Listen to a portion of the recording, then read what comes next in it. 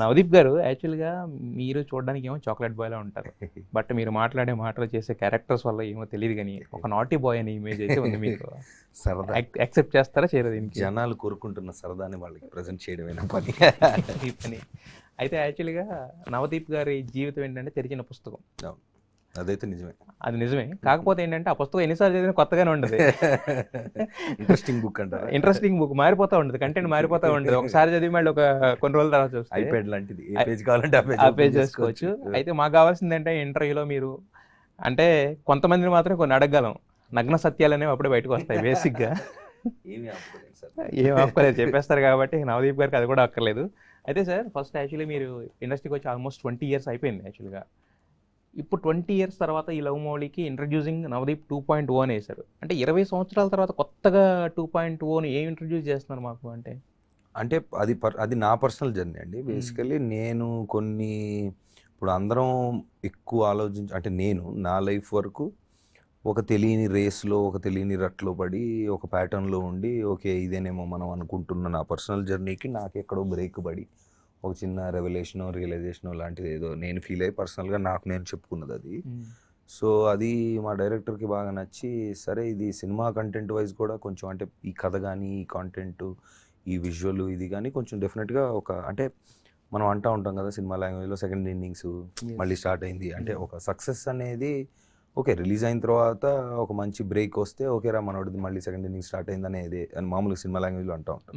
So అలాగా first మనం నమ్ముదాము, మనం ఫీల్ అయింది మనం ప్రేక్షకుల ముందు పెడితే వాళ్ళు కూడా మేబీ అప్రిషియేట్ చేస్తారేమో అనే ఉద్దేశంతో పెట్టింది. అయితే ఇంతకు ముందు అంటే 20 yearsలో చూపించింది ఏంటి 2.0 అన్న తర్వాత ఎక్స్పెక్ట్ చేస్తాం కదా, ఎక్స్పెక్టేషన్స్ ఆటోమేటిక్గా పెరుగుతాయి. అంటే 20 సంవత్సరాల నుంచి మనం చూస్తున్నాం అది కొత్తగా ఏదో 2.0 అంటున్నాడు, ఏం చూపిస్తాడని చెప్పేసి.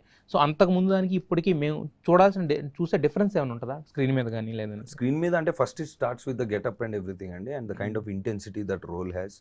అండ్ ఇప్పుడు మనం అంటే ఈ సినిమా ప్రేమ గురించి అంటే ట్రూ లవ్ అనేది లేదు అని నమ్ముతున్న ఒక సమాజం నుంచి, మనుషుల నుంచి, వ్యక్తుల నుంచి, ప్రేమ నుంచి దూరంగా బతుకుతున్న ఒక మనిషికి చాలా స్ట్రాంగ్ క్యారెక్టర్. అంటే వాడికి జీవితంలో జరిగిన కొన్ని పరిణామాల వల్ల వాడు ఆ నమ్మకాన్ని పెట్టుకొని మనుషుల నుంచి దూరంగా ఉంటూ ప్రేమ అనేది లేదు అని నమ్ముతున్న అతను ఒక చిన్న అతని లైఫ్లోకి ఏదో మ్యాజిక్ జరిగి ప్రేమ అనేది అతని కంటి ముందుకు వస్తే, అతని జీవితంలోకి వస్తే అతను ఎలా రియాక్ట్ అవుతాడు, అతనికి ఏం జరిగింది అనేది కదా. సో చాలా ప్రేమ కథలు మనం ఆల్రెడీ చూసాం. కొత్తగా మనం అంటే లవ్ స్టోరీల్లో రకరకాల లవ్ స్టోరీలు చూసాం మనం, కానీ ప్రేమ గురించి కథలు ఎక్కువ చూడలేదు. అంటే ఇప్పుడు ఒక హ్యూమన్ రిలేషన్లో ఎప్పుడు ప్రాబ్లం వస్తుందండి మామూలుగా మనకి లైఫ్లో, ఎనీ రిలేషన్లో నువ్వు నాకు నచ్చినట్టుగా ఉండట్లేదంటే ప్రాబ్లం స్టార్ట్ అవుతుంది.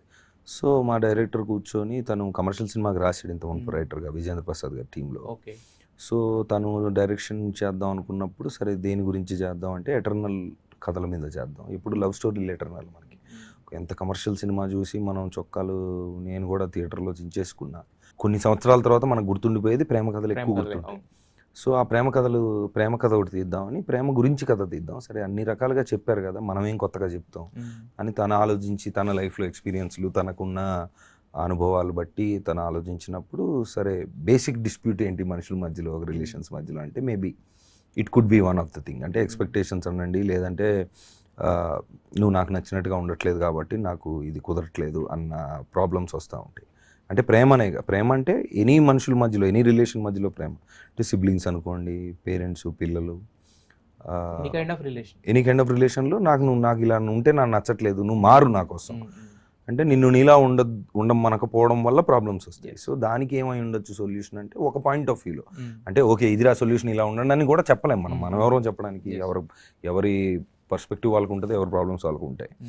సో అలాగా సరే ఓకే ఇది నా పాయింట్ ఆఫ్ వ్యూ, దాన్ని చక్కగా ఒక ఆబ్వియస్లీ మనం కమర్షియల్గా మనం ముందుకెళ్ళాలి కాబట్టి ఒక వయసులో ఉన్న ఒక కపుల్ మధ్యలో ఈ సంఘటనలు పెట్టి దానికి వాడు అంటే మౌళి అనే క్యారెక్టర్ ఏం తెలుసుకున్నాడు, ఇది వాడు తెలుసుకుంది. సో ఒక క్వశ్చన్ మార్క్ లేదా ఇది అయి ఉండొచ్చా అనే ఒక క్వశ్చన్ మార్క్ తోటి ఎండ్ చేస్తాం.